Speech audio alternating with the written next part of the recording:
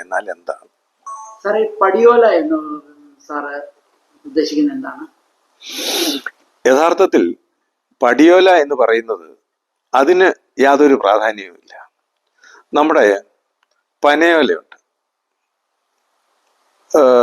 ഈ ഹ്യൂസ്റ്റണിലുള്ളവർക്ക് പെട്ടെന്ന് മനസ്സിലാകുമോ എന്തോ എന്ന് അറിയത്തില്ല.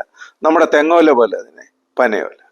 ഈ പനയോല ഈർന്നു മുറിച്ച് അത് പ്രോസസ്സ് ചെയ്യും, വെള്ളത്തിലിടുകയോ അങ്ങനെ എന്തൊക്കെയോ പ്രോസസ്സ് ചെയ്തിട്ട് അതിൽ തീരുമാനങ്ങൾ എഴുതി വെക്കുക എന്നുള്ളതാണ് പടിയോല എന്നതുകൊണ്ട് ഉദ്ദേശിക്കുന്നത്. ഈ ക്രൈസ്തവ ചരിത്രവുമായിട്ട് ബന്ധപ്പെട്ടാണ് പടിയോലകൾ ഉള്ളത്. കേരളത്തിലെ പ്രധാനമായിട്ടുമുള്ളത് ആർത്താറ്റ് പടിയോല, രണ്ടാമത് കണ്ടനാട് പടിയോല, അങ്കമാലി പടിയോല, മാവേലിക്കര പടിയോല, ഇങ്ങനെ പല പടിയോലകളും ഉണ്ട്. ആർത്താറ്റ് പടിയോല എന്ന് പറയുന്നത്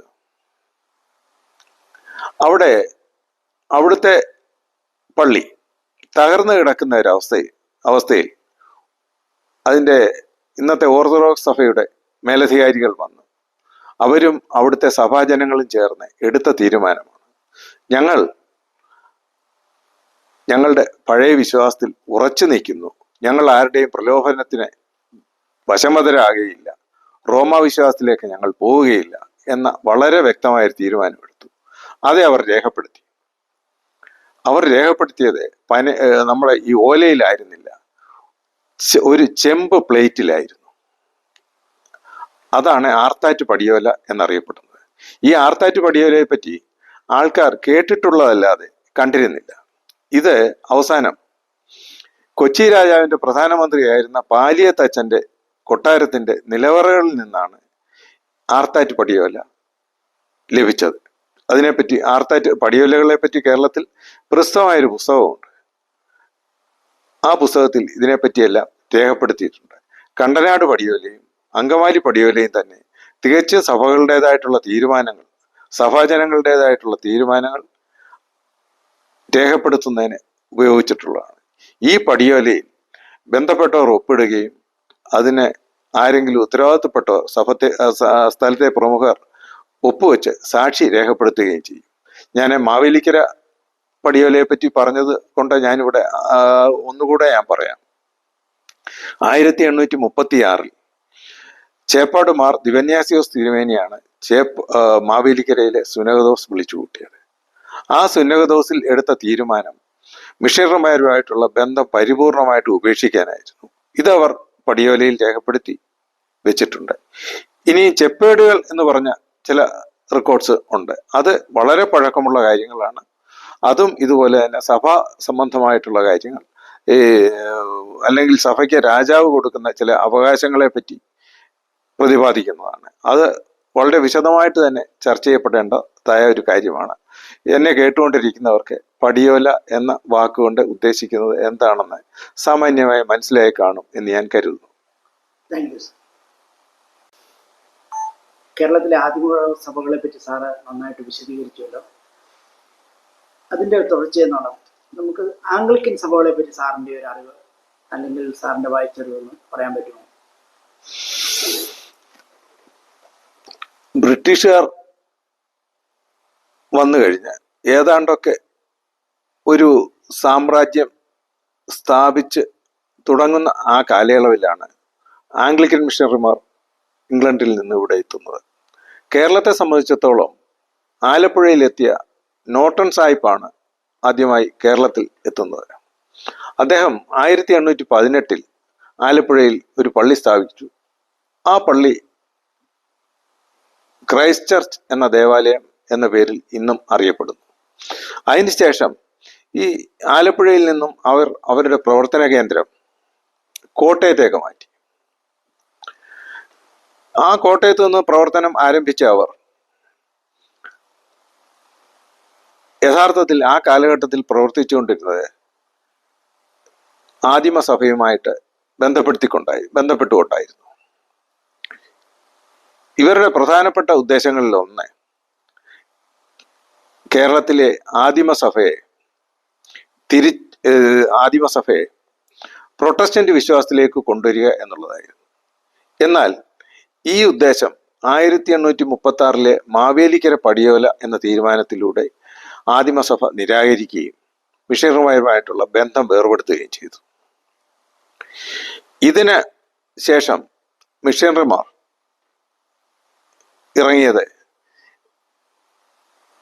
ഈഴവർ, പുലയർ, പറയർ തുടങ്ങിയ അവർണർ ആയിട്ടുള്ള ജാതിക്കാരെ സഭയിലേക്ക് കൊണ്ടുവരിക എന്ന ലക്ഷ്യത്തോടെയായിരുന്നു. ഈ കാലഘട്ടത്തിൽ നമ്മൾ ചിന്തിക്കേണ്ടതായ വേറൊരു കാര്യം കൂടിയുണ്ട്. 1924 വൈക്കം സത്യാഗ്രഹം നടക്കുന്ന കാലത്ത് പോലും കേരളത്തിൽ ചാതുർവർണ്ണയവും തൊട്ടുകൂടായ്മയും തീണ്ടിക്കൂടായ്മയും അതിൻ്റെ എല്ലാ ഭീകരതകളോടും കൂടെ നിലനിന്നിരുന്നുവെന്ന് നമ്മൾ ഓർക്കണം. ചില ആൾക്കാർ നമ്പൂതിരിമാരിൽ നിന്നും 64 അടി ദൂരം മാറി നിൽക്കണം. മറ്റു ചിലർക്ക് 32 അടിയാണ്. നായന്മാർ നമ്പൂതിരിമാരിൽ നിന്നും 4 അടി ദൂരം മാറി നിൽക്കണം. ഇത്ര ഭീകരമായ സ്ഥിതി ആയിരുന്നെങ്കിൽ 1836 ശേഷമുള്ള സ്ഥിതി വളരെ രൂക്ഷമായിരിക്കാനേ സാധ്യതയുള്ളൂ. അവർക്ക് അവർണ വിഭാഗക്കാർക്ക് മാറുമറയ്ക്കാൻ അവകാശമുണ്ടായിരുന്നില്ല. മുട്ടിന് താഴേക്ക് മുണ്ടെടുക്കാൻ സാധിച്ചിരുന്നില്ല. തികച്ചും അർത്ഥനഗ്നരായിട്ടാണ് സ്ത്രീകൾ പോലും നടന്നിരുന്നത്. ഈ വഴി നടക്കാൻ സാധിച്ചിരുന്നില്ല. ഇതിൽ നിന്നെല്ലാം ഒരു മോചനം അവർ ആഗ്രഹിച്ചു. നായരീഴവ സംഘടനകൾ അന്ന് വളരെ വ്യാപകമായിട്ട് നടന്നിരുന്നു. ഇതിനെപ്പറ്റിയുള്ള ചില ചിത്രങ്ങൾ നമ്മൾക്ക് പഴയ ചരിത്ര രേഖകളിൽ നിന്നും കിട്ടും. അതുപോലെ തന്നെ അയൽക്കാർ എന്ന കേശവദേവിന്റെ തകഴിയുടെ നോവലിൽ നിന്നും നമുക്ക് വളരെ വ്യക്തമായ ഒരു ചിത്രങ്ങൾ ഈ നായരീഴവ സംഘടനകളിൽ നിന്നും നമുക്ക് ലഭിക്കും. ഇങ്ങനെ നിന്നിരുന്ന സാമൂഹ്യമായ ഉച്ചനീചത്വങ്ങളിൽ നിന്ന് രക്ഷ നേടുന്നതിനായിട്ടാണ് ഈ ആൾക്കാർ CMS വിശ്വാസത്തിലേക്ക് കടന്നു വന്നത്. അല്ലാതെ ബുദ്ധിപരമായിട്ടോ വിശ്വാസപരമായിട്ടോ ഉള്ള യാതൊരു കാരണങ്ങൾ കൊണ്ടുമല്ല ഇവർ ഈ CMS വിശ്വാസത്തിലേക്കും ക്രിസ്ത്യാനിറ്റിയിലേക്കും കടന്നു വന്നത് എന്ന് നമ്മൾ വളരെ വ്യക്തമായിട്ട് തന്നെ മനസ്സിലാക്കേണ്ടതുണ്ട്. ഈ കാലഘട്ടത്തിലെ മറ്റൊരു പ്രത്യേകത ഇവരുടെ പ്രവർത്തനങ്ങൾ കിഴക്കൻ മേഖലയിലേക്കും വ്യാപിച്ചു എന്നുള്ളതാണ്. ഇടുക്കി ജില്ലയിലേക്കും വ്യാപിച്ചു.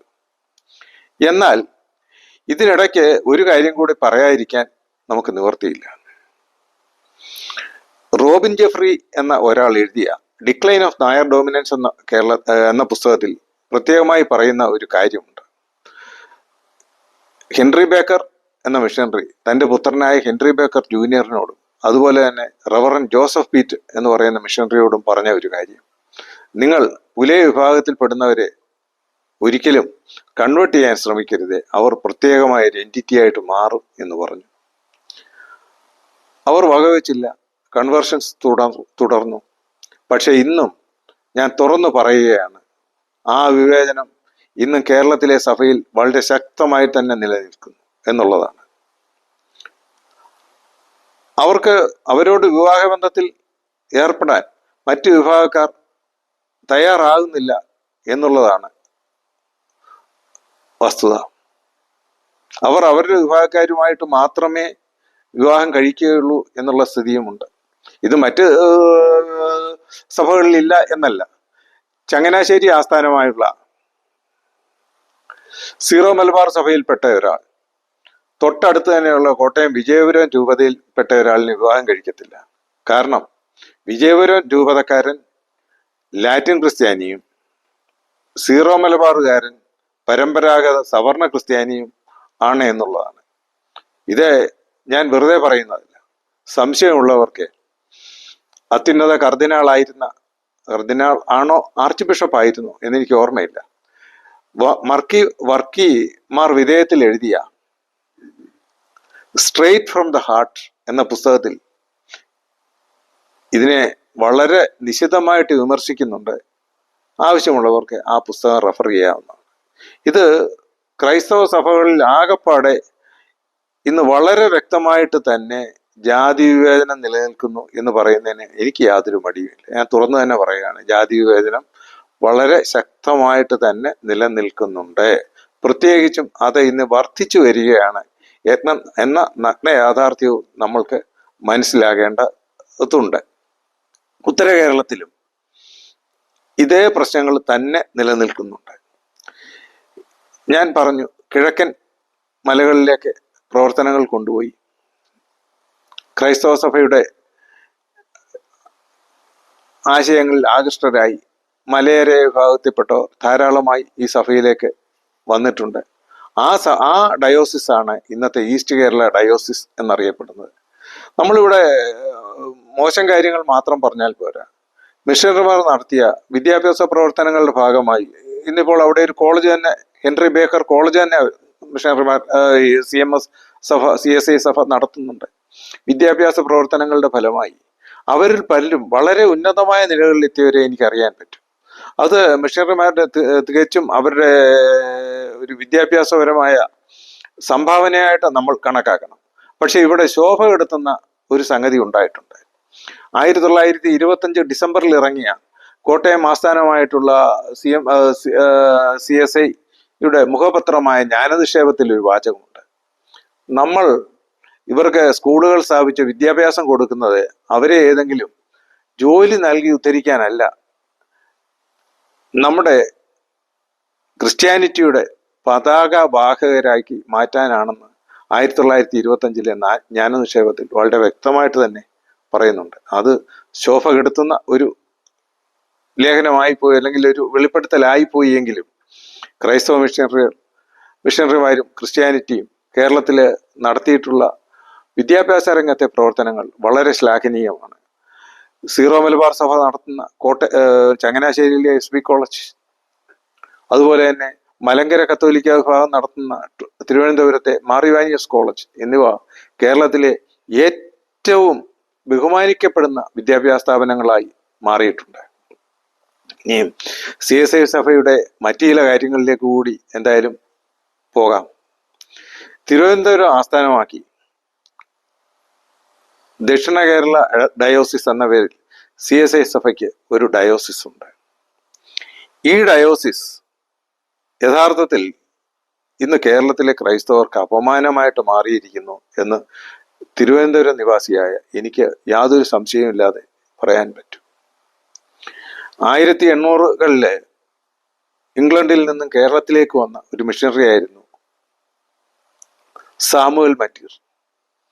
അദ്ദേഹം കേരളത്തിലെ അന്നത്തെ തിരുവിതാംകൂറിലെ സ്ഥിതിയെപ്പറ്റി 2 പുസ്തകങ്ങൾ രചിക്കുക പോലും ഉണ്ടായി. അദ്ദേഹത്തിന്റെ പേരിൽ സ്ഥാപിക്കപ്പെട്ടിട്ടുള്ള ഒരു പള്ളിയാണ് തിരുവനന്തപുരത്തിന്റെ ഒരു ലാൻഡ്മാർക്കായ മറ്റീർ മെമ്മോറിയൽ ചർച്ച്, അല്ലെങ്കിൽ MM ചർച്ച്.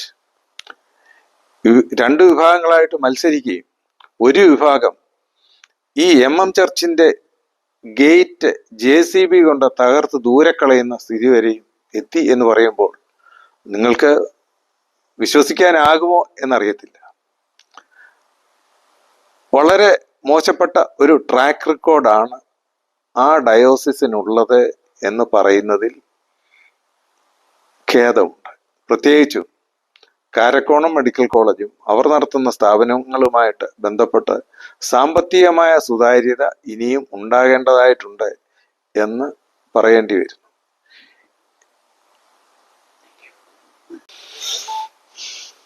അപ്പോൾ തോമസ് മാത്യു സാറ് ക്രിസ്തീയ സഭകളെ പറ്റി പറഞ്ഞപ്പോൾ, ഈ ക്രിസ്തീയ സഭകളിലെ പേരുകളിൽ ചിലര് ലാസ്റ്റ് നെയിം പണിക്കരായിട്ടും വൈദ്യരായിട്ടൊക്കെ ഉള്ളവരെ ക്രിസ്ത്യാനി സമൂഹത്തിൽ കാണാറുണ്ട്. അതിനെപ്പറ്റി സാറിന് എന്തെങ്കിലും റെഫറൻസ് പറയാനുണ്ടോ? പണിക്കർമാർ എന്ന് പറയുന്നത് കുണ്ട്ര പ്രദേശത്താണുള്ളത്. കുണ്ട്ര, മുളവന, കൊട്ടാരക്കര പ്രദേശങ്ങളിലാണ് പണിക്കർമാർ ഉള്ളത്. ഇവര് പഴയ കാലങ്ങളിലെ പ്രധാനമായിട്ടും ഈ രാജാക്കന്മാരെ ആശ്രയിച്ചിരുന്നത് പ്രാദേശികമായിട്ടുള്ള കളരികളെയാണ്.